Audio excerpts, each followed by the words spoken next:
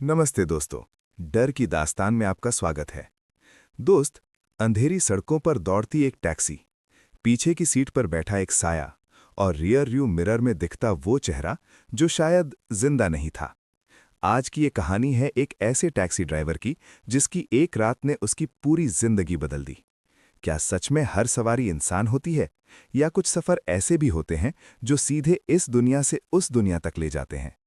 जानने के लिए सुनते रहिए आपकी अपनी चैनल डर की दास्तान, जहां हर कहानी के पीछे छिपा होता है एक ऐसा सच जो रातों की नींद उड़ा दे। मेरा नाम हितेश है। बस इतना समझ लो कि मैं पिछले 8 साल से रात में टैक्सी चलाता हूं।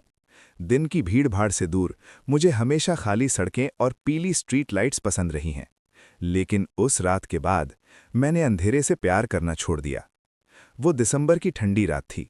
घड़ी में करीब 11:45 बज रहे थे। मैं शहर के बाहरी इलाके में खड़ा सवारी का इंतजार कर रहा था। कोहरा हल्का हल्का फैलने लगा था और सड़क पर दूर तक कुछ साफ दिखाई नहीं दे रहा था। तभी मेरे मोबाइल पर एक राइड रिक्वेस्ट आई। लोकेशन देखी तो थोड़ी अजीब लगी। शहर से लगभग 12 किलोमीटर दूर, पुराने कब्रिस्तान के पास। मैंने एक पल सोचा कि राइड कैंसिल कर दूं, लेकिन रात का टाइम था, कमाई का मौका नहीं छोड़ सकता था। मैंने एक्सेप्ट कर लिया। जैसे जैसे मैं लोकेशन के करीब पहुंचता गया, सड़क सुनसान होती गई। आसपास सिर्फ सूखे पेड़ और टूटी हुई दीवारें नजर आ रही थीं। मोबाइल नेटवर्क भी बीच बीच में जा रहा था। मेरे दिल की धड़कन थोड़ी तेज हो चुकी थी। लोकेशन पर पहुंचकर मैंने कार रोकी। वहां कोई नहीं था। मैंने चारों तरफ देखा। ठंडी हवा चल रही थी। पेड़ों की शाखाएं आपस में टकरा रही थीं। मैंने सोचा शायद सवारी कैंसिल कर दे। तभी अचानक मेरी कार का पिछला दरवाजा धीरे से खुला। मैंने पीछे मुड़कर देखा। एक औरत अंदर बैठ चुकी थी। मैं चौंक गया। मैंने दरवाजा खुलते हुए सुना तक नहीं। वो सफेद साड़ी में थी। उसके बाल चेहरे पर आधे गिरे हुए थे। चेहरा साफ दिखाई नहीं दे रहा था। मैंने हिम्मत करके पूछा, मैडम, कहाँ जाना है? उसने बहुत धीमी आवाज में कहा, चलते रहो, मैं रास्ता बताऊंगी। उसकी आवाज अजीब थी, जैसे बहुत दूर से आ रही हो या किसी बंद कमरे में गूंज रही हो। मैंने गाड़ी स्टार्ट की। रियर व्यू मिरर में उसे देखने की कोशिश की, लेकिन अजीब बात यह थी कि शीशे में उसका चेहरा साफ दिखाई नहीं दे रहा था, बस एक धुंधला सा साया। मैंने खुद को समझाया, कोहरा है इसलिए साफ नहीं दिख रहा। करीब 5 मिनट तक वो चुप रही। फिर उसने कहा, आगे से दाहिने मुड़ो। मैंने वैसा ही किया। अब सड़क और भी सुनसान हो गई थी। स्ट्रीट लाइट्स भी खत्म हो चुकी थीं। सिर्फ मेरी कार की हेडलाइट्स ही रास्ता दिखा रही थीं। अचानक मुझे कार के अंदर ठंड बढ़ती हुई महसूस हुई। मैंने एसी बंद किया हुआ था, फिर भी सांस से धुआं निकलने लगा। मैंने हिम्मत करके फिर पूछा, मैडम, आप यहां अकेली क्या कर रही थीं? कुछ सेकंड सन्नाटा रहा। फिर उसने कहा, मैं इंतजार कर रही थी, तुम्हारा। मेरे हाथ स्टीयरिंग पर जकड़ गए। मेरा? लेकिन आपने तो अभी राइड बुक की। वो हल्का सा हंसी। दोस्त, वो हंसी आज तक मेरे कानों में गूंजती है। वो किसी इंसान की हंसी नहीं थी। उसमें दर्द था, गुस्सा था और कुछ ऐसा जो मैं शब्दों में बयान नहीं कर सकता। अचानक मेरी नज़र फिर शीशे पर गई। इस बार मैंने साफ देखा। शीशे में पीछे की सीट खाली थी। मेरे शरीर में जैसे करंट दौड़ गया। मैंने तुरंत पीछे मुड़कर देखा। वो वहीं बैठी थी। मैंने ब्रेक दबाने की सोची, लेकिन पैर जैसे जम गए थे। गाड़ी अपने आप चलती जा रही थी। डरो मत, उसने कहा, मैं तुम्हें कुछ नहीं करूंगी अगर तुम मुझे वहां पहुंचा दो। कहाँ? मेरी आवाज कांप रही थी। जहां मेरा घर था। करीब 10 मिनट बाद उसने कहा, बस यहीं रोक दो। मैंने गाड़ी रोकी। मेरे सामने एक पुराना जला हुआ मकान था। दीवारें काली पड़ी थीं, खिड़कियां टूटी हुई थीं। ऐसा लग रहा था जैसे कई सालों से यहां कोई नहीं आया। ये आपका घर है? मैंने पूछा। कोई जवाब नहीं आया। मैंने पीछे देखा। सीट खाली थी। दरवाजा बंद था। कोई आवाज नहीं हुई थी। वो बस गायब हो चुकी थी। मेरी सांसें तेज चल रही थीं। मैंने तुरंत गाड़ी स्टार्ट की और वहां से निकलने की कोशिश की, लेकिन तभी मेरी नज़र सीट पर पड़ी। पीछे की सीट पर एक पुरानी सी चांदी की पायल पड़ी थी। मैंने कांपते हाथों से उसे उठाया। वो बर्फ की तरह ठंडी थी। अचानक मेरे मोबाइल पर नोटिफिकेशन आया, राइड कंप्लीटेड, किराया ₹0 और सवारी का नाम अनामिका, डिसीज्ड। मेरा दिल जैसे रुक गया। मैंने तुरंत राइड हिस्ट्री खोली, लेकिन वहां ऐसी कोई राइड दिखाई नहीं दे रही थी। दोस्त, उस रात में जैसे तैसे घर पहुंचा। पूरी रात मुझे नींद नहीं आई। बार बार वही हंसी, वही धुंधला चेहरा, वही खाली शीशा। मैंने खुद को समझाया, शायद थकान की वजह से भ्रम हुआ होगा। लेकिन कहानी यहीं खत्म नहीं हुई। अगली रात वही लोकेशन से फिर एक राइड रिक्वेस्ट आई, और इस बार मैंने साफ देखा। प्रोफाइल फोटो में वही चेहरा था, सफेद साड़ी और आंखें जो सीधे मेरी तरफ देख रही थीं। दोस्त, मैं कसम खाता हूं, उस रात के बाद मैंने ठान लिया था कि उस लोकेशन की कोई भी राइड कभी एक्सेप्ट नहीं करूंगा। लेकिन इंसान की मजबूरी कभी कभी उसके डर से बड़ी हो जाती है। मोबाइल की स्क्रीन पर वही लोकेशन चमक रही थी। उंगली खुद ब खुद एक्सेप्ट के ऊपर रुक गई। दिल जोर से धड़क रहा था। मैंने खुद से कहा, इस बार जाकर देखता हूं सच क्या है। रात फिर वैसी ही थी, ठंडी, कोहरे से भरी और असामान्य रूप से शांत। सड़क पर गाड़ियों की आवाज तक नहीं थी, जैसे पूरा शहर सो नहीं रहा था बल्कि छिप गया था। मैं धीरे धीरे उसी पुराने कब्रिस्तान वाली सड़क पर पहुंचा। इस बार मैंने कार थोड़ी दूर रोक दी, इंजन चालू रखा, हेडलाइट्स ऑन। 5 मिनट, 10 मिनट, कोई नहीं आया। मैंने राहत की सांस ली। शायद किसी ने मजाक किया है, मैंने सोचा। तभी अचानक कार की पिछली सीट थोड़ी नीचे धसी, जैसे कोई बैठा हो। मेरे हाथ सुन्न हो गए। मैंने हिम्मत करके रियर व्यू मिरर में देखा। वही सफेद साड़ी, वही झुका हुआ चेहरा। इस बार उसका चेहरा थोड़ा साफ दिखाई दे रहा था। उसकी त्वचा अजीब तरह से पीली थी, आंखों के नीचे काले गहरे घेरे, होंठ सूखे हुए। चलो, उसने धीमी आवाज में कहा। मैंने गाड़ी बढ़ा दी। इस बार उसने कोई दिशा नहीं बताई, बस सीधा चलने को कहा।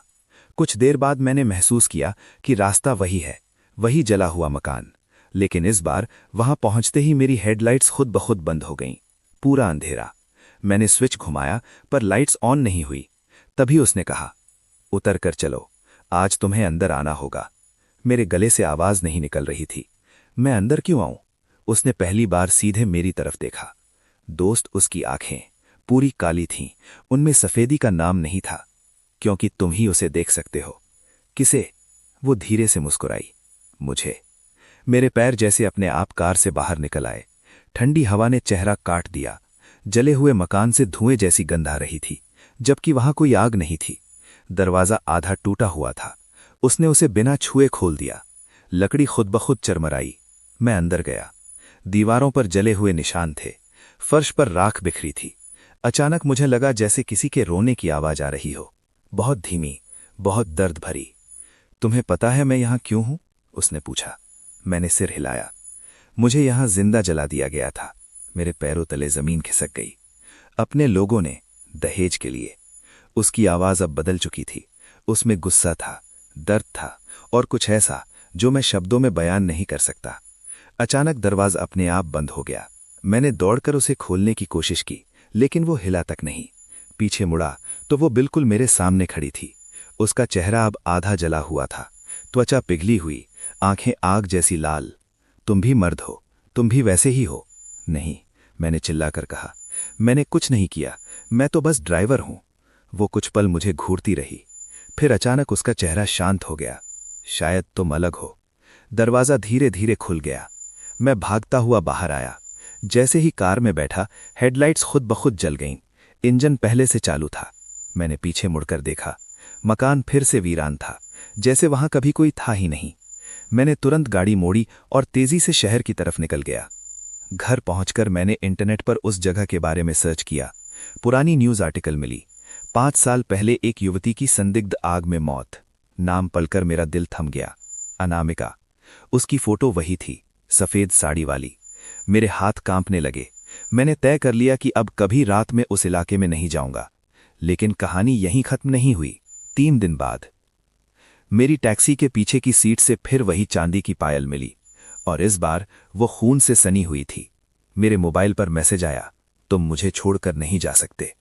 दोस्त, उस पल मुझे समझ आ गया कि ये सिर्फ एक डरावनी सवारी नहीं थी, ये एक अधूरी कहानी थी, और अब मैं उसका हिस्सा बन चुका था।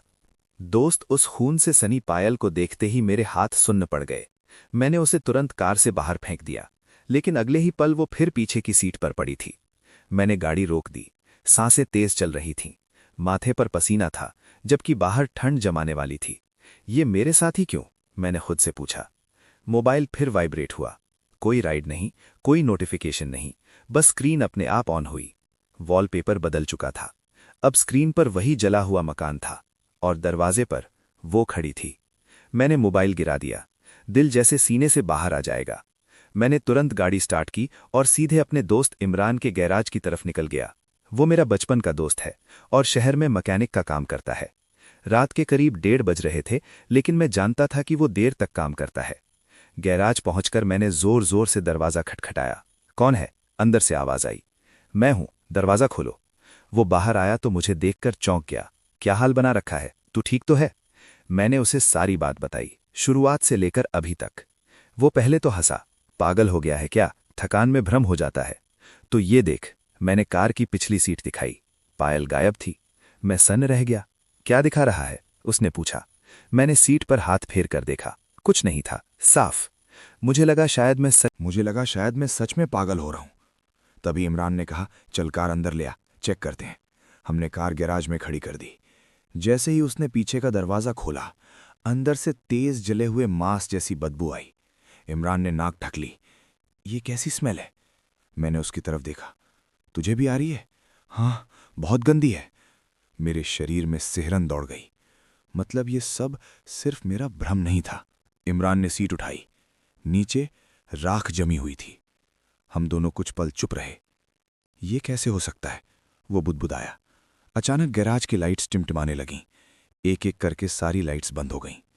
पूरा गैराज अंधेरे में डूब गया। और उसी अंधेरे में मैंने वो हंसी फिर सुनी, धीमी, खुरदुरी, दर्द से भरी। तुम्हें बचाने आया है? आवाज गूंजी। इमरान ने घबराकर पूछा, कौन है वहां? मैंने उसका हाथ कसकर पकड़ लिया। अचानक गैराज का शटर जोर से गिरा। धड़ाम। हम अंदर फंस चुके थे। कोने में खड़ी मेरी कार की पिछली सीट पर कुछ हलचल हुई। अंधेरे में एक सफेद साया उभरा। धीरे धीरे वो साया स्पष्ट होने लगा। वही सफेद साड़ी, जला हुआ चेहरा, काली आंखें। इमरान के मुंह से चीख निकल गई। या अल्लाह! वो हमारी तरफ बढ़ने लगी। उसके कदम जमीन को छू भी नहीं रहे थे। मैंने हिम्मत जुटाकर कहा, तुम चाहती क्या हो? वो रुक गई। सच? कौन सा सच? मेरी मौत हादसा नहीं थी। उसकी आवाज अब शांत थी, लेकिन खतरनाक। जिसने मुझे जलाया वो अभी जिंदा है। मेरे दिमाग में बिजली सी कौंधी। तुम चाहती हो मैं उसे मेरे पास लाओ? मैं क्यों? मैंने कांपते हुए पूछा। क्योंकि तुमने मुझे देखा है, बाकी सब अंधे हैं। इमरान डर से कांप रहा था। ये सपना है, ये सपना है। अचानक वो साया इमरान के बिल्कुल सामने पहुंच गया। उसने अपना जला हुआ हाथ उसकी तरफ बढ़ाया। मैंने चिल्लाकर कहा, रुको, मैं करूंगा, जो तुम कहोगी करूंगा। वो ठहर गई। कुछ सेकंड सन्नाटा रहा। फिर लाइट्स अचानक वापस चल उठी। शटर अपने आप ऊपर उठ गया। गैराज फिर सामान्य दिखने लगा। साया गायब। मैं और इमरान हांफते हुए खड़े थे। उसने मेरी तरफ देखा। उसकी आंखों में डर साफ था। भाई, ये जो भी है मजाक नहीं है। तो इसमें मत पड़, पुलिस में जा। मैंने सिर झुका लिया, लेकिन अंदर कहीं मुझे पता था ये अब सिर्फ डर की बात नहीं थी। ये एक अधूरी आत्मा का बदला था, और अगर मैंने उसकी मदद नहीं की तो शायद वो कभी नहीं छोड़ेगी। उसी रात घर लौटते वक्त मेरे मोबाइल पर एक मैसेज आया। इस बार कोई अज्ञात नंबर नहीं, सीधे उसी राइडिंग ऐप से। कल रात 12 बजे, वही जगह। नीचे एक नाम लिखा था, राकेश मल्होत्रा, और उसके आगे एक्टिव यूजर। मेरी रीढ़ में ठंडक दौड़ गई। क्या ये वही इंसान था जिसने उसे जलाया? दोस्त, उस पल मुझे समझ आ गया कि अब ये सिर्फ एक डरावनी सवारी नहीं रही। मैं एक ऐसे खेल में फंस चुका था जहां दांव पर मेरी जान भी लग सकती थी। लेकिन इस बार मैं भागने वाला नहीं था, क्योंकि अगर सच सामने नहीं आया तो शायद अगली बार वो सिर्फ मेरे सामने नहीं, बल्कि मेरे अंदर होगी। दोस्त, अगली रात के 12 बजने में अभी 4 घंटे बाकी थे, लेकिन मेरे दिल में जैसे उल्टी गिनती शुरू हो चुकी थी। मोबाइल की स्क्रीन पर बार बार वही नाम चमक रहा था, राकेश मल्होत्रा। प्रोफाइल फोटो में एक सधा हुआ चेहरा, साफ सुथरे कपड़े, हल्की मुस्कान। ऐसा आदमी जिसे देखकर कोई भी कहेगा सभ्य, पढ़ा लिखा, समझदार। लेकिन मुझे अब चेहरों पर भरोसा नहीं रहा था। इमरान बार बार कह रहा था, मत जा, ये इंसानों का मामला नहीं है। पर मैं जानता था, अगर मैं नहीं गया तो वो खुद मुझे ढूंढ लेगी। मैंने दिन भर उस नाम के बारे में जानकारी जुटाने की कोशिश की। सोशल मीडिया, लोकल न्यूज़, पुराने रिकॉर्ड्स और आखिरकार मुझे एक पुरानी खबर मिली। 5 साल पहले जिस लड़की की आग में मौत हुई थी, उसी केस में एक नाम सामने आया था, राकेश मल्होत्रा। लड़की का ससुराल पक्ष। लेकिन सबूतों की कमी के कारण केस बंद। मेरे हाथ ठंडे पड़ गए। मतलब वो सच कह रही थी। रात के 11:50 पर मैं फिर उसी सड़क पर था। कोहरा पहले से भी घना था। इस बार मैंने कार जानबूझकर कब्रिस्तान के गेट के पास रोकी। दिल इतनी तेज धड़क रहा था कि उसकी आवाज़ मुझे खुद सुनाई दे रही थी। 12 AM। मोबाइल वाइब्रेट हुआ। Ride request, Rakesh Malhotra, pickup, old cemetery road. मैंने गहरी सांस ली और एक्सेप्ट दबा दिया। इस बार मुझे इंतजार नहीं करना पड़ा। कुछ ही सेकंड में एक आदमी मेरी कार की तरफ बढ़ता दिखाई दिया। लंबा कद, काला ओवरकोट, हाथ में फोन। चेहरा वही जो फोटो में था। वो पीछे की सीट पर बैठ गया। सिविल लाइंस चलना है, उसने सामान्य आवाज में कहा। मैंने शीशे में उसकी तरफ देखा। चेहरा शांत, आंखों में कोई डर नहीं, कोई अपराध बोध नहीं। गाड़ी चल पड़ी। कुछ मिनट तक चुप्पी रही। फिर उसने पूछा, आप अक्सर इस रूट पर चलते हैं? मेरे गले में शब्द अटक गए। हाँ, कभी कभी। वो हल्का सा मुस्कुराया। लोग कहते हैं यहां भूत प्रेत हैं। मेरे हाथ स्टीयरिंग पर कस गए। लोग तो बहुत कुछ कहते हैं। अचानक कार के अंदर तापमान गिरने लगा। वही ठंड, वही जली हुई गंध। राकेश ने नाक सिकोड़ते हुए कहा, ये कैसी बदबू है? मैंने शीशे में देखा। उसके बगल वाली सीट पर धीरे धीरे एक साया उभर रहा था। सफेद साड़ी, जला हुआ चेहरा। वो उसकी तरफ देख रही थी, लेकिन राकेश उसे देख नहीं पा रहा था। तुमने मुझे याद किया? उसकी फुसफुसाहट कार में गूंजी। मैंने स्टीयरिंग कसकर पकड़ा। राकेश बेचैन होकर इधर उधर देखने लगा। आपने कुछ कहा? नहीं, मैंने मुश्किल से कहा। अचानक पीछे की सीट खुद ब खुद हिलने लगी, जैसे कोई भारी चीज उछल रही हो। राकेश घबरा गया। ये क्या हो रहा है? वो साया अब उसके बिल्कुल पास था। उसने अपना जला हुआ हाथ धीरे से उसके कंधे पर रखा। राकेश की आंखें फैल गईं। कौन है? उसकी आवाज कांप रही थी। अब उसे महसूस हो रहा था। उसने अपना कंधा झटका, लेकिन हाथ वहीं था। तुमने कहा था हादसा था। उसकी आवाज इस बार गूंजी, साफ, तेज, दर्द से भरी। कार के शीशे अपने आप बंद हो गए। दरवाजे लॉक, इंजन अपने आप तेज गूंजने लगा। राकेश अब साफ देख पा रहा था। उसकी आंखों में डर ऐसा था जैसा मैंने कभी किसी इंसान में नहीं देखा। नहीं नहीं, ये सच नहीं है, तुम मर चुकी है, वो चिल्लाया। हाँ, उसने कहा, तुम्हारी वजह से। अचानक कार की हेडलाइट्स बंद हो गईं। सड़क गायब, चारों तरफ अंधेरा।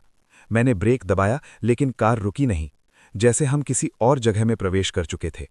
अंधेरे में सिर्फ वो दिखाई दे रही थी और राकेश की कांपती परछाई। मुझे न्याय चाहिए, उसने कहा। राकेश रोने लगा। मैंने कुछ नहीं किया, वो हादसा था, गैस सिलेंडर फटा था। अचानक कार के अंदर आग की लपटें सी झिलमिलाने लगी, लेकिन जलन नहीं थी, बस दृश्य। वही कमरा, वही जला हुआ मकान, वही रात। मैं सब देख रहा था, जैसे कोई फिल्म चल रही हो।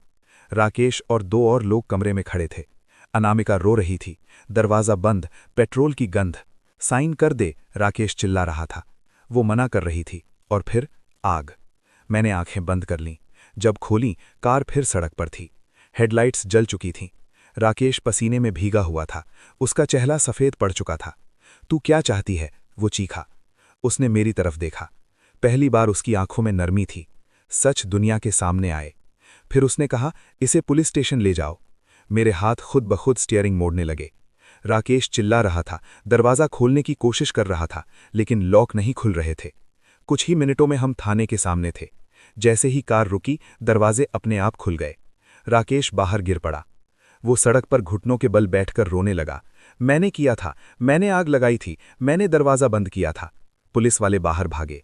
मैं कार में बैठा रहा। धीरे धीरे पीछे की सीट हल्की हो गई। मैंने शीशे में देखा। वो मुझे देख रही थी। इस बार उसका चेहरा शांत था, आंखों में गुस्सा नहीं, बस थकान। धन्यवाद, उसने फुसफुसाया। और फिर वो धुंध में घुल गई। कार के अंदर की ठंड गायब हो गई, जली हुई गंध भी, सब सामान्य। लेकिन दोस्त, मुझे नहीं पता था कि ये कहानी अभी खत्म नहीं हुई है, क्योंकि उसी रात जब मैं घर पहुंचा, मेरे दरवाजे के बाहर कोई खड़ा था, सफ़ेद साड़ी में। दोस्त, जैसे ही मैंने घर के बाहर सफ़ेद साड़ी में खड़ी उस आकृति को देखा, मेरी सांस रुक गई। नहीं, ये खत्म हो चुका है, मैंने खुद से कहा। वो दरवाजे के ठीक सामने खड़ी थी, सिर झुका हुआ, बाल आधे चेहरे पर, वही साड़ी, वही सन्नाटा। लेकिन इस बार कुछ अलग था। उसके आसपास धुंध नहीं थी, ठंड नहीं थी, हवा भी सामान्य थी। मैंने कांपते हाथों से दरवाजा खोला। तुम? मेरी आवाज फुसफुसाहट से भी धीमी थी। उसने धीरे धीरे सिर उठाया। चेहरा अब जला हुआ नहीं था। वो सामान्य दिख रही थी, पीली, थकी हुई, लेकिन भयावह नहीं। डरो मत, उसने शांत स्वर में कहा। मेरे दिमाग में सवालों का तूफान था। तुम्हें तो मुक्ति मिल गई थी, राकेश ने सब कबूल कर लिया, पुलिस उसे ले गई, तुमने कहा था तुम्हें सच चाहिए था। वो कुछ पल चुप रही, फिर बोली, सच सिर्फ कबूल करने से पूरा नहीं होता। मेरे सीने में फिर वही भारीपन उतर आया। क्या मतलब? वो अकेला नहीं था। मेरे पैरों के नीचे जैसे जमीन खिसक गई। उस रात 3 लोग थे। मेरी सांस अटक गई। मुझे कार में देखा गया वो दृश्य याद आया। 2 और परछाइयां। तुमने सिर्फ एक को पकड़ा है, उसने कहा, बाकी 2 अब भी आजाद हैं। मैंने माथे पर हाथ रख लिया। मैं पुलिस नहीं हूं, मैं ये सब कैसे करूं? उसने मेरी आंखों में देखा। तुम देख सकते हो, तुम सुन सकते हो, तुम सच को महसूस कर सकते हो, बाकी लोग नहीं। लेकिन क्यों मैं? मैंने लगभग चिल्लाते हुए पूछा। कुछ पल सन्नाटा रहा। फिर उसने धीरे से कहा, क्योंकि उस रात जब मैं जल रही थी, तुम वहां से गुजरे थे। मेरे दिमाग में जैसे बिजली गिर पड़ी। क्या? तुम्हारी पुरानी टैक्सी, तुम उसी सड़क से गुजरे थे। तुमने धुआं देखा था, लेकिन रुके नहीं। मेरे शरीर में सिहरन दौड़ गई। मुझे धुंधली सी याद आई, 5 साल पहले की रात। मैं नई नई टैक्सी चलाने लगा था। एक घर से धुआं उठता देखा था। सोचा किसी ने कचरा जलाया होगा, और मैं आगे बढ़ गया था। मैंने कभी पीछे मुड़कर नहीं देखा। मेरी सांसें भारी हो गईं। मुझे पता नहीं था। मुझे पता है, उसने शांत स्वर में कहा, इसीलिए तुम जिंदा हो। उसके शब्दों में आरोप नहीं था, बस एक ठंडी सच्चाई। अगर उस रात तुम रुकते तो शायद मैं बच जाती, लेकिन अब पछतावे से कुछ नहीं बदलेगा। मेरी आंखें भर आईं। मैं क्या कर सकता हूं? उसने धीरे से हाथ उठाया। मेरे सामने हवा में जैसे तस्वीर उभरने लगी। एक आदमी, उम्र लगभग 50, चेहरे पर मोटी मूछें, आंखों में कठोरता। ये मेरा ससुर है, उसने कहा। दूसरी तस्वीर, एक महिला, ठंडी आंखें, होठों पर सख्ती। और ये मेरी सास। दोनों शहर में है। दोनों ने सच छुपाया है। दोनों को डर नहीं है, क्योंकि उन्हें लगता है मामला खत्म हो गया है। मेरे भीतर कुछ टूट चुका था। डर की जगह अब अपराध बोध था। मैंने धीरे से कहा, अगर मैं मदद करूं तो क्या तुम? मुक्त हो जाओगी, उसने कहा, और तुम्हें भी मुक्त कर दूंगी। कुछ पल हम दोनों चुप रहे। फिर मैंने पूछा, अगर मैं मना कर दूं तो? उसने पहली बार ठंडी मुस्कान दी। घर की लाइट्स हल्की सी झिलमिलाईं। तो सच खुद रास्ता ढूंढ लेगा, लेकिन शायद उस रास्ते में तुम भी शामिल हो जाओगे। मैंने समझ लिया। ये धमकी नहीं थी, ये चेतावनी थी। मैंने गहरी सांस ली। ठीक है, मैंने कहा। उसकी आंखों में हल्की चमक आई। कल रात को वो दोनों एक जगह मिलेंगे। तुम्हें वहां पहुंचना होगा। कहां? उसने मेरे मोबाइल की तरफ इशारा किया। स्क्रीन अपने आप ऑन हुई। एक नया पिन लोकेशन, शहर के पुराने गोदामों वाला इलाका। मैंने ऊपर देखा। वो धीरे धीरे धुंध में बदलने लगी। याद रखना, डर से भागना आसान है, लेकिन सच से नहीं। और फिर वो गायब। घर फिर सामान्य, लाइट्स स्थिर, सन्नाटा। मैं दरवाजे के सामने खड़ा था, लेकिन अब मैं पहले जैसा नहीं था। डर अब भी था, लेकिन उसके साथ एक अजीब सी जिम्मेदारी भी थी। दोस्त, मैंने उस रात पहली बार खुद को आईने में देखा और महसूस किया कि शायद ये सिर्फ उसकी कहानी नहीं है, ये मेरी भी है। और अगली रात फैसला होगा। दोस्त, अगली रात मेरे लिए सिर्फ एक और डरावनी रात नहीं थी, वो एक फैसला थी। मोबाइल पर जो लोकेशन आई थी वो शहर के पुराने गोदामों वाला इलाका थी। वो जगह जहां दिन में भी कम लोग जाते हैं और रात में तो बिल्कुल नहीं। रात के 11:40 पर मैं वहां पहुंच गया। दूर दूर तक सिर्फ जंग लगे शटर, टूटी खिड़कियां और हवा में उड़ती धूल। स्ट्रीट लाइट्स आधी बुझी हुई थीं। माहौल ऐसा था जैसे शहर का ये हिस्सा किसी ने जानबूझकर भुला दिया हो। मैंने कार थोड़ी दूर छिपाकर खड़ी कर दी। दिल धड़क रहा था, लेकिन इस बार सिर्फ डर नहीं था। अंदर एक बेचैनी थी, शायद पछतावे की। 12:58 PM। अचानक दूर एक काली एसयूवी आकर रुकी। 2 लोग उतरे। एक वही आदमी, मूंछों वाला कठोर चेहरा। दूसरी एक औरत, साड़ी में, ठंडी आंखें। मैंने उन्हें तुरंत पहचान लिया। वो दोनों थे। मेरे हाथ पसीने से भीग गए। मैंने पीछे की सीट की तरफ देखा, खाली। तुम आओगी ना? मैंने फुसफुसाया। तभी कार के अंदर ठंड फैल गई, जली हुई गंध और वो धीरे धीरे पिछली सीट पर उभर आई। इस बार उसका चेहरा शांत नहीं था, उसकी आंखें लाल थीं। आज सच पूरा होगा, उसने कहा। मैं कार से उतरा। दिल कह रहा था भाग जाऊं, लेकिन पैर आगे बढ़ते गए। वो दोनों गोदाम के अंदर चले गए। शटर आधा खुला था। मैंने भी धीरे से अंदर कदम रखा। अंदर अंधेरा था, सिर्फ एक टिमटिमाती बल्ब की रोशनी। दोनों किसी बात पर झगड़ रहे थे। मैंने कहा था मामला खत्म हो गया, आदमी गुस्से में बोला। पर राकेश ने कबूल कर लिया। औरत घबराई हुई थी। पागल हो गया है वो, हम पर कोई सबूत नहीं है। मेरे पीछे अचानक हवा तेज चलने लगी। गोदाम का दरवाजा धड़ाम से बंद हो गया। दोनों चौंक कर मुड़े। कौन है? आदमी चिल्लाया। मैं अंधेरे में खड़ा था। तभी बल्ब जोर से झिलमिलाया और उनके पीछे एक साया उभरा। वही सफेद साड़ी। इस बार उसका चेहरा आधा जला हुआ था। पापा, उसकी आवाज गूंजी। दोनों के चेहरों का रंग उड़ गया। नहीं, ये नहीं हो सकता। औरत पीछे हटने लगी। तुमने कहा था सब खत्म हो गया। वो साया आगे बढ़ा, पर आग बुझी नहीं थी। अचानक गोदाम के चारों तरफ दीवारों पर आग की परछाइयां उभर आईं। असली आग नहीं, लेकिन दृश्य ऐसा जैसे सब जल रहा हो। दोनों चीखने लगे। हमने कुछ नहीं किया, आदमी चिल्लाया। झूठ, उसकी आवाज गूंजी। तुमने दरवाजा बंद किया था। गोदाम के बीचों बीच वही कमरा उभर आया, जैसे 5 साल पहले था। मैं सब देख रहा था, और इस बार मैं भागा नहीं। मैंने अपना मोबाइल निकाला और वीडियो रिकॉर्डिंग ऑन कर दी। दोनों अब जमीन पर गिर चुके थे, कांप रहे थे। हमने किया, आदमी चिल्लाया। हमने आग लगाई दहेज के लिए, हमने ही दरवाजा बंद किया था। औरत रोते हुए बोल रही थी। हमें लगा कोई बचा लेगा, हमें लगा वो मर जाएगी तो सब शांत हो जाएगा। उनकी आवाज गूंज रही थी। मैं रिकॉर्ड करता रहा। अचानक आग की परछाइयां और तेज हो गईं। दोनों ऐसे चिल्लाने लगे जैसे सचमुच जल रहे हों। बस, मैंने चिल्लाकर कहा, इन्हें मारना मत। साया मेरी तरफ मुड़ा। उसकी आंखों में आग थी। इन्होंने मुझे नहीं छोड़ा था। मैंने कांपते हुए कहा, लेकिन अगर तुम इन्हें मारोगी तो तुम भी वहीं अटक जाओगी। बदले में मुक्ति नहीं होती। कुछ पल सन्नाटा। फिर उसकी आंखों की आग धीरे धीरे बुझने लगी। परछाइयां गायब हो गईं। गोदाम फिर सामान्य। दोनों जमीन पर पड़े हाँफ रहे थे। दरवाजा अपने आप खुल गया। बाहर से पुलिस सायरन की आवाज आई। मैंने पहले ही लोकेशन शेयर कर दी थी। पुलिस अंदर आई। दोनों अभी भी रोते हुए अपना गुनाह दोहरा रहे थे। मैंने मोबाइल आगे कर दिया। सब रिकॉर्ड था। पुलिस उन्हें ले गई। गोदाम खाली। मैं अकेला खड़ा था। पीछे हल्की आहट हुई। मैंने मुड़कर देखा। वो सामने खड़ी थी।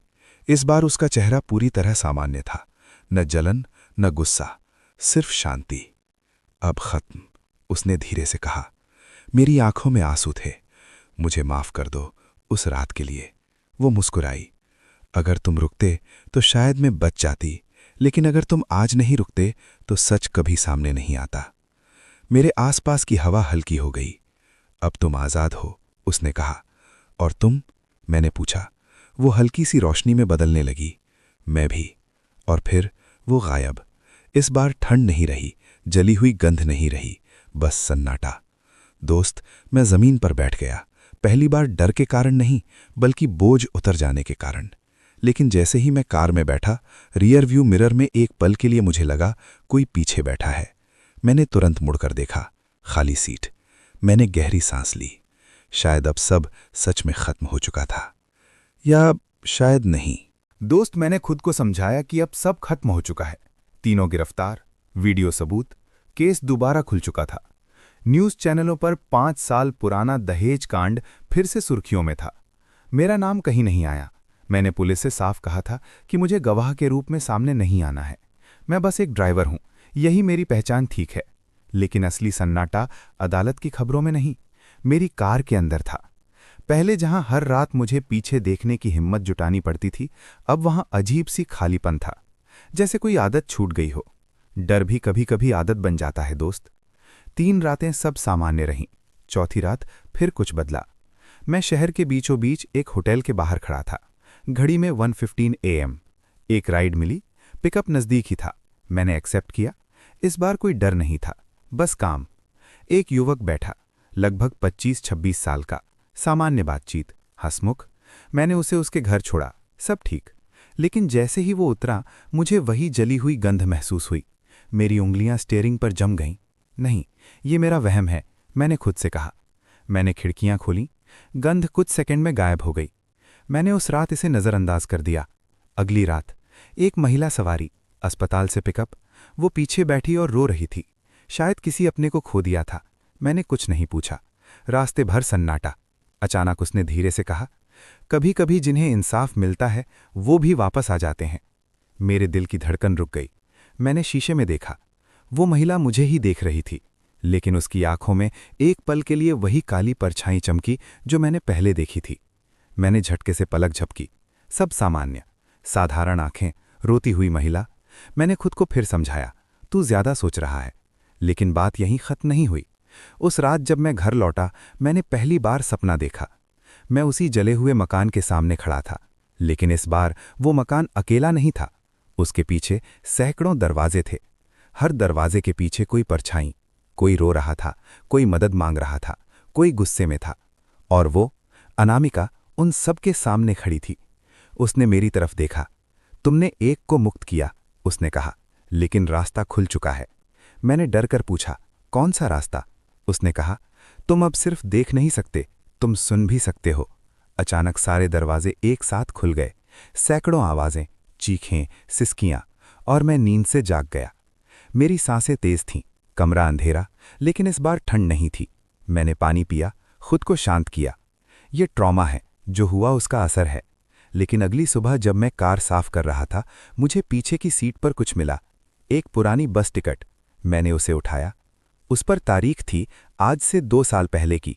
रूट वही पुराना कब्रिस्तान वाला इलाका। लेकिन मैं उस दिन उस रूट पर गया ही नहीं था। मैंने राइड हिस्ट्री चेक की। उस दिन की एक राइड नो डेटा अवेलेबल दिखा रही थी। मेरे शरीर में सिहरन दौड़ गई। क्या सच में सब खत्म हो चुका था, या फिर उसकी मुक्ति ने मुझे किसी और दरवाजे की चाबी बना दिया था? उस रात मैंने फैसला किया कि मैं कुछ दिनों के लिए रात की ड्यूटी छोड़ दूंगा। लेकिन जैसे ही मैंने ऐप ऑफ करने की सोची, स्क्रीन पर एक नोटिफिकेशन आया, स्पेशल रिक्वेस्ट फॉर यू। मैंने कांपते हाथों से उसे खोला। कोई नाम नहीं, कोई फोटो नहीं, बस एक लाइन, तुम हमें देख सकते हो। दोस्त, उस पल मुझे समझ आ गया, ये कहानी अब एक आत्मा की नहीं रही, ये मेरी किस्मत बन चुकी थी। और शायद अब मेरी कार सिर्फ सवारी नहीं ढो रही थी, वो अधूरी कहानियां ढो रही थी। दोस्तों, स्पेशल रिक्वेस्ट को मैं नज़रअंदाज कर सकता था, लेकिन सच ये है कि अब जिज्ञासा मेरे डर से बड़ी हो चुकी थी। मैंने कुछ सेकंड स्क्रीन को घूरा, फिर एक्सेप्ट दबा दिया। लोकेशन देखकर दिल हल्का सा डूब गया। शहर का पुराना फ्लाईओवर, जो पिछले साल एक हादसे के बाद बंद कर दिया गया था। आधिकारिक तौर पर वहां से कोई राइड आ ही नहीं सकती थी, लेकिन ऐप पर साफ दिख रहा था, पिकअप क्लोज्ड फ्लाईओवर। मैंने खुद से कहा कि अगर ये सपना है तो आज खत्म कर देता हूं। रात के 12:20 पर मैं वहां पहुंचा। सड़क सुनसान, बैरिकेड्स लगे हुए, ऊपर जाने वाला रास्ता आधा टूटा हुआ। मैंने कार नीचे ही रोकी। मोबाइल फिर वाइब्रेट हुआ। अराइव्ड? मैंने जवाब नहीं दिया। तभी कार की पिछली सीट हल्की सी धसी। मेरी सांस रुक गई। मैंने शीशे में देखा। इस बार वो अनामिका नहीं थी। पीछे एक लड़का बैठा था, उम्र मुश्किल से 18-19 साल, चेहरे पर चोट के निशान, माथे पर सूखा हुआ खून। वो चुपचाप सामने देख रहा था। कहाँ जाना है? मैंने धीमे से पूछा। उसने मेरी तरफ देखा। उसकी आंखें सामान्य थीं, लेकिन उनमें एक अजीब खालीपन था। घर, उसने कहा। माँ इंतजार कर रही है। मेरे गले में कुछ अटक गया। लोकेशन? मैंने पूछा। उसने फ्लाईओवर के ऊपर की तरफ इशारा किया। वहीं से गिरा था, उसने सपाट आवाज में कहा। मेरे हाथ कांप गए। मुझे याद आया, पिछले साल इसी फ्लाईओवर से एक कॉलेज स्टूडेंट बाइक समेत गिर गया था। ब्रेक फेल, मौके पर मौत। तुम? मेरी आवाज बैठ गई। वो हल्का सा मुस्कुराया। तुम देख सकते हो ना? मेरे शरीर में सिहरन दौड़ गई। तुम क्या चाहते हो? मैंने पूछा। उसने कहा, मां को बताना है कि वो गलती मेरी नहीं थी। मेरी आंखें भर आईं। सबको लगा मैं तेज चला रहा था, पर ब्रेक वायर किसी ने काटी थी। मेरे अंदर बिजली सी दौड़ गई। किसने? वो कुछ सेकंड चुप रहा, फिर बोला, दोस्त। मेरे हाथ स्टीयरिंग पर कस गए। सबूत? मैंने पूछा। उसने अपनी जेब से कुछ निकाला। एक टूटा हुआ मोबाइल। वीडियो है, उसने कहा, लेकिन फोन वहीं गिर गया था, किसी ने उठाया नहीं। कहाँ? उसने फ्लाईओवर के नीचे अंधेरे हिस्से की तरफ इशारा किया। अचानक कार के अंदर ठंडी हवा घूम गई। मैंने पलक झपकी, वो गायब, पीछे की सीट खाली, लेकिन सीट पर वही टूटा हुआ मोबाइल रखा था। मेरे हाथ सुन्न पड़ गए। मैंने धीरे से उसे उठाया। स्क्रीन टूटी थी लेकिन ऑन हो गई। गैलरी में एक वीडियो। मैंने प्ले किया। वीडियो में वही लड़का था, हंसता हुआ, बाइक पार्किंग में खड़ी। पीछे से 2 लड़के आते हैं। मजाक करते हुए उनमें से एक झुकता है और ब्रेक वायर काट देता है। वीडियो यहीं खत्म। मेरी सांसें भारी हो गईं। ये मजाक नहीं था, ये सबूत था। मैंने तुरंत फ्लाईओवर के नीचे जाकर उस जगह को देखा जहां उसने इशारा किया था। सच में सड़क किनारे घास में एक पुराना कवर पड़ा था। शायद मोबाइल वहीं गिरा होगा और बाद में किसी ने फेंक दिया होगा। मैंने फैसला कर लिया। अगली सुबह मैंने ये वीडियो गुमनाम रूप से पुलिस को भेज दिया। 2 दिन बाद खबर आई, फ्लाईओवर हादसे में नया खुलासा, 2 युवकों पर केस। मैंने न्यूज़ पढ़ी। दिल भारी था लेकिन हल्का भी। उस रात जब मैं फिर कार में बैठा, कोई राइड नहीं ली, बस चुपचाप शहर की सड़कों पर चलता रहा। अचानक रियर व्यू मिरर में वो लड़का दिखा। इस बार उसका चेहरा साफ था, बिना चोटों के। वो मुस्कुराया। धन्यवाद, उसने कहा। मैंने सिर हिलाया। अब मां को सच्चाई पता चलेगी। धीरे धीरे वो धुंध में बदल गया। कोई ठंड नहीं, कोई गंध नहीं, बस शांति। लेकिन दोस्त, अब मैं समझ चुका था, ये सिलसिला रुकने वाला नहीं था। एक दरवाज़ा खुल चुका था और शायद अब मैं ही वो रास्ता था जिससे अधूरी कहानियां न्याय तक पहुंच रही थीं। डर अब भी था, लेकिन अब उसके साथ एक अजीब सी ताकत भी थी। और उसी रात मोबाइल पर फिर एक नोटिफिकेशन आया, नेक्स्ट राइड वेटिंग। इस बार लोकेशन देखकर मेरे हाथ सच में कांप गए। लोकेशन मेरा अपना घर। दोस्त, उस रात नेक्स्ट राइड वेटिंग देखने के बाद मैं कई मिनट तक स्क्रीन को घूरता रहा। लोकेशन मेरा अपना घर। लेकिन उससे पहले कुछ और हुआ था जो शायद मुझे उस पल के लिए तैयार कर रहा था। मैंने कार सड़क किनारे रोक दी। इंजन बंद, चारों तरफ सन्नाटा। मैंने पहली बार खुद से साफ साफ पूछा, क्या मैं ये सब सच में करना चाहता हूं? क्योंकि अब बात सिर्फ डरावनी घटनाओं की नहीं थी, अब ये जिम्मेदारी बन रही थी। अगर हर अधूरी आत्मा मुझे ढूंढने लगे तो, अगर मैं किसी दिन असफल हो गया तो, अगर किसी दिन मैं गलत फैसला बैठा तो। जैसे ही ये विचार दिमाग में आए, कार के अंदर हल्की सी ठंड फैल गई। मैंने रियर व्यू मिरर में देखा, कोई नहीं था, लेकिन इस बार खालीपन अलग था। फिर अचानक मुझे एक आवाज सुनाई दी, न बहुत पास न बहुत दूर, हर बार तुम्हें नहीं बुलाया जाएगा। मैंने तुरंत पीछे मुड़कर देखा। सीट खाली। कौन? मैंने धीमे से पूछा। सिर्फ वही जो सच में रास्ता नहीं ढूंढ पा रहे। आवाज शांत थी, दर्द भरी नहीं, डरावनी नहीं। मैं समझ गया, ये अनामिका की आवाज थी, लेकिन इस बार वो सामने नहीं आई। क्या ये कभी रुकेगा? मैंने पूछा। कुछ पल सन्नाटा, फिर जवाब आया, जब तक तुम डर के कारण नहीं बल्कि चुनाव के कारण रुकना सीख नहीं जाते। मेरे भीतर कुछ क्लिक हुआ। अब तक मैं हर बार मजबूरी में जाता था, या तो डर से या अपराध बोध से, लेकिन क्या कभी मैंने खुद चुना था? अचानक मोबाइल फिर वाइब्रेट हुआ। एक नई request, passenger name, no name, pickup 2 kilometres ahead. मैंने बिना ज्यादा सोचे एक्सेप्ट कर लिया। 2 किलोमीटर आगे एक छोटा सा बस स्टॉप था। वहां एक बुजुर्ग आदमी खड़ा था, जिंदा, बिल्कुल सामान्य। वो धीरे से कार में बैठा। रेलवे स्टेशन, उसने कहा। पूरे रास्ते वो चुप रहा, फिर अचानक बोला, बेटा, अगर सड़क पर कोई घायल दिखे तो रुकना चाहिए ना। मेरे हाथ स्टीयरिंग पर जकड़ गए। मैंने शीशे में देखा, वो सामान्य लग रहा था। हाँ, रुकना चाहिए, मैंने धीरे से कहा। वो हल्का सा मुस्कुराया। आज मैंने एक एक्सीडेंट देखा। सब लोग वीडियो बना रहे थे, कोई अस्पताल नहीं ले जा रहा था। मेरे सीने में दर्द सा उठा। आपने क्या किया? मैंने पूछा। मैं बूढ़ा हूं, उठा नहीं पाया, इसलिए तुम्हारी गाड़ी रोक ली। मेरे दिमाग में बिजली सी दौड़ गई। कहाँ है वो आदमी? पीछे, आधा किलोमीटर। मैंने बिना एक सेकंड गवाए गाड़ी घुमा दी। सड़क किनारे सच में एक युवक पड़ा था, खून बह रहा था। कुछ लोग खड़े थे, लेकिन कोई हाथ नहीं लगा रहा था। मैं तुरंत उतरा, उसे उठाकर पीछे की सीट पर लिटाया। बुजुर्ग आदमी भी उतरा, मदद करने लगा। हमने उसे अस्पताल पहुंचाया। डॉक्टरों ने कहा अगर 10 मिनट और देर होती तो मुश्किल था। मेरी सांस जैसे लौट आई। मैं बाहर आया। बुजुर्ग आदमी कार के पास खड़ा था। आज तुमने खुद चुना, उसने कहा। मैंने उसकी तरफ देखा। आप कौन हैं? मैंने पूछा। वो मुस्कुराया। सिर्फ एक यात्री। मैंने पलक झपकी। वो गायब। आसपास कोई नहीं, पीछे की सीट खाली। मेरे शरीर में सिहरन दौड़ गई। लेकिन इस बार डर नहीं था, बस समझ। आज पहली बार मैंने किसी की मदद इसलिए की क्योंकि वो सही था, न कि इसलिए क्योंकि कोई आत्मा मजबूर कर रही थी। मैं कार में बैठा, मोबाइल स्क्रीन फिर ऑन हुई। Next ride waiting, pickup location मेरा घर। इस बार मेरे हाथ कांपे जरूर, लेकिन मैंने भागने के बारे में नहीं सोचा। मैंने इंजन स्टार्ट किया। अगर ये अगला दरवाज़ा है, मैंने खुद से कहा, तो इस बार मैं खुद चलकर खोलूंगा।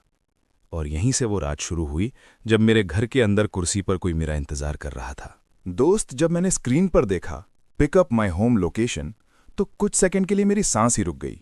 ये मजाक नहीं हो सकता था, ये सिस्टम की गलती नहीं हो सकती थी, क्योंकि पिकअप पिन बिल्कुल मेरे घर के दरवाजे पर लगा था। मैं उस समय शहर के बीचों बीच था, घड़ी में 1:05। मैंने तुरंत घर पर कॉल किया। फोन बजता रहा, किसी ने उठाया नहीं। मेरे हाथ ठंडे पड़ गए। मैंने राइट डिटेल खोली। Passenger name unknown, rating 5.0, profile photo blank, नीचे एक मैसेज, तुमने दूसरों के लिए दरवाजे खोले, अब अपना खोलो। मेरे सीने में जैसे कोई भारी पत्थर रख दिया गया हो। मैंने बिना सोचे एक्सेप्ट कर लिया। कार को तेजी से घर की तरफ मोड़ा। रास्ता खाली था, लेकिन मुझे हर मोड़ पर ऐसा लग रहा था जैसे कोई देख रहा हो। हर स्ट्रीट लाइट के नीचे एक पल को परछाई दिखती, फिर गायब। 10 मिनट बाद मैं अपने घर के बाहर था। सब सामान्य दिख रहा था। लाइट बंद, दरवाजा बंद, आसपास सन्नाटा। मैं कार से उतरा। दिल इतनी तेज धड़क रहा था कि कानों में उसकी आवाज गूंज रही थी। जैसे ही मैंने दरवाजे की तरफ कदम बढ़ाया, मोबाइल वाइब्रेट हुआ। Passenger is waiting. मैंने धीरे धीरे दरवाजा खोला। घर के अंदर अंधेरा था, लेकिन हॉल के बीचों बीच कोई बैठा था, कुर्सी पर, पीठ मेरी तरफ। मेरे पैरों ने जैसे जमीन पकड़ ली। कौन है? मेरी आवाज फुसफुसाहट जैसी थी। वो धीरे धीरे कुर्सी घुमाने लगा। जैसे ही चेहरा सामने आया, मेरे भीतर कुछ टूट गया। वो मैं था, बिल्कुल मेरी शक्ल, मेरी आंखें, मेरे कपड़े, लेकिन उसकी आंखों में अजीब खालीपन था। डर गए? उसने मुस्कुराकर कहा।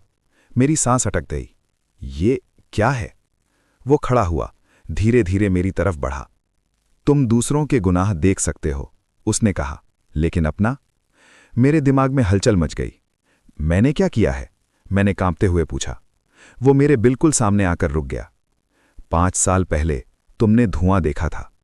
मेरे सीने में वही अपराध बोध फिर से जाग गया।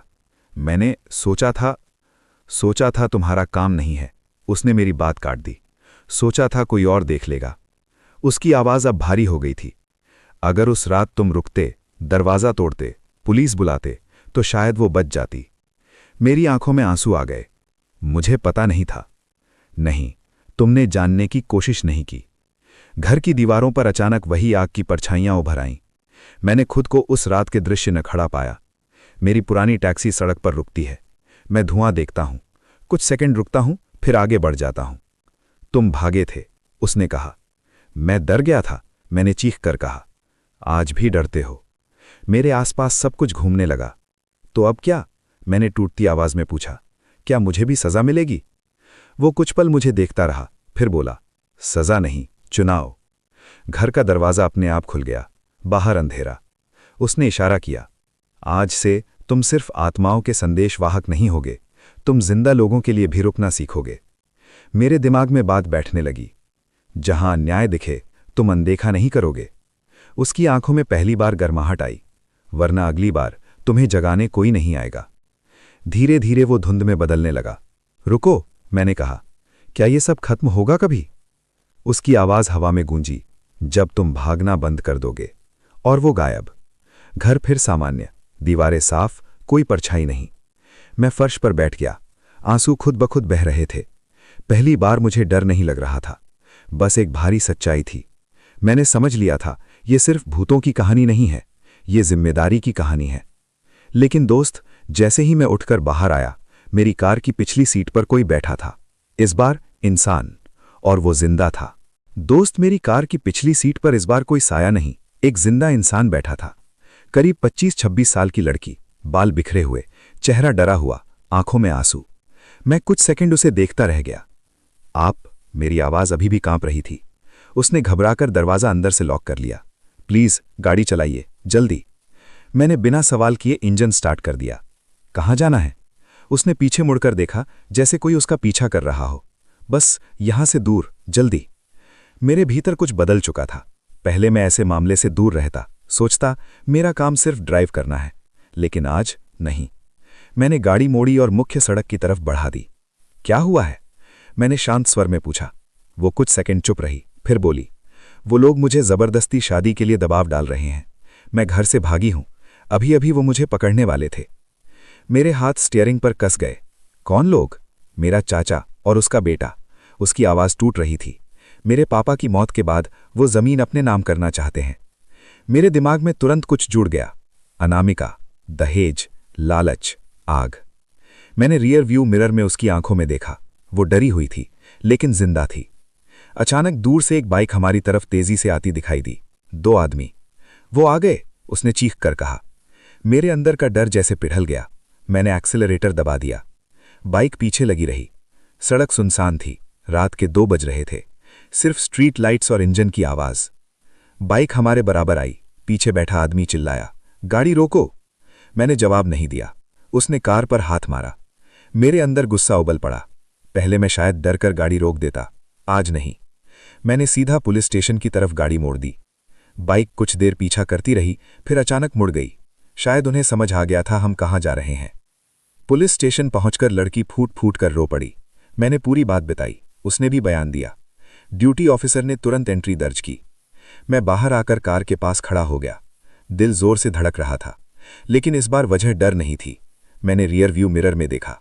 कुछ सेकंड के लिए मुझे लगा जैसे पीछे की सीट पर अनामिका बैठी है। चेहरा शांत, आंखों में संतोष। फिर वो गायब। मैंने हल्की सी मुस्कान महसूस की। शायद यही मतलब था, भागना बंद कर दोगा। कुछ देर बाद लड़की बाहर आई। उसकी आंखों में अब पहले जैसा डर नहीं था।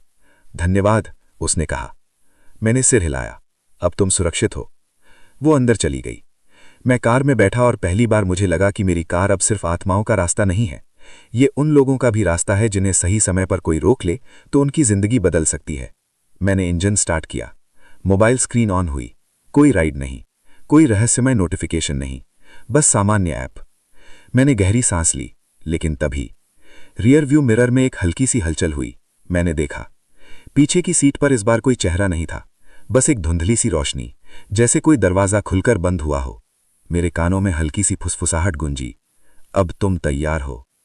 मेरे हाथ स्टीयरिंग पर स्थिर हो गए।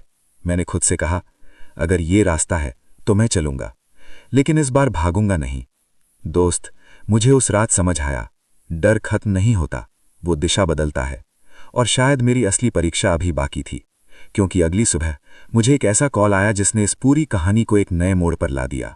रात के ठीक 12:17 पर मेरा फोन फिर से बजा। मैंने स्क्रीन की तरफ देखा। कोई नंबर नहीं, कोई नाम नहीं, सिर्फ वही ठंडी हवा जो हर बार फोन बजने से पहले मेरे कानों को छूती थी। मैं समझ गया ये आखिरी कॉल है। मैंने टैक्सी स्टार्ट की। इंजन की आवाज अब मुझे मशीन की नहीं, किसी थकी हुई सांस जैसी लगती थी। सड़कें खाली थीं, शहर जैसे सो रहा था, लेकिन मुझे पता था कुछ जाग रहा है। लोकेशन अपने आप मीटर पर चमकने लगी। पुराना नदी वाला पुल, वही पुल जहां महीनों पहले मेरी पहली अजीब सवारी चढ़ी थी, जहां से ये सब शुरू हुआ था। मैंने गाड़ी पुल के बीचों बीच रोक दी। चारों तरफ धुंध थी। नीचे काली नदी, जिसमें पानी कम और सन्नाटा ज्यादा बह रहा था। पीछे का दरवाजा अपने आप खुला। मैंने रियर व्यू मिरर में देखा, कोई नहीं, लेकिन सीट दब गई, जैसे कोई बैठ गया हो। ठंडी हवा मेरी गर्दन से उतरकर रीढ़ तक चली गई। फिर पहली बार आवाज आई, तू डरता क्यों है? आवाज बाहर से नहीं, अंदर से आई थी। मैंने आंखें बंद कर लीं। अब भागना नहीं था। मैंने धीमे से कहा, मैं डरता नहीं, थक गया हूं। कुछ सेकंड सन्नाटा, फिर हल्की सी हंसी। तू दरवाजा है, पर कैदी नहीं। मेरे सीने में जैसे कुछ हल्का हुआ। मैंने पूछा, तो ये आखिरी सफर है? हर सफर आखिरी होता है, अगर तू समझ ले। अचानक सामने पुल के बीच में धुंध गहराने लगी। उस धुंध में आकृतियां बनने लगी। वो लोग जो मेरी टैक्सी में बैठे थे, वो औरत, वो लड़का, वो बुजुर्ग, सब खड़े थे। लेकिन इस बार उनकी आंखों में खालीपन नहीं था, सुकून था। मैं गाड़ी से बाहर निकला। पैर कांप रहे थे, लेकिन मैं गिरा नहीं। मैं पुल के किनारे तक गया। नीचे नदी में चांद का टूटा हुआ प्रतिबिंब था। अचानक मुझे समझ आया, मैं उन्हें लेकर नहीं जाता था, मैं उन्हें छोड़ता था। वो मेरी टैक्सी में इसलिए बैठते थे क्योंकि उन्हें रास्ता चाहिए था, और मैं बस रास्ता दिखाता था। डर इसलिए था क्योंकि मैं इसे सजा समझ रहा था, जबकि ये शायद एक जिम्मेदारी थी।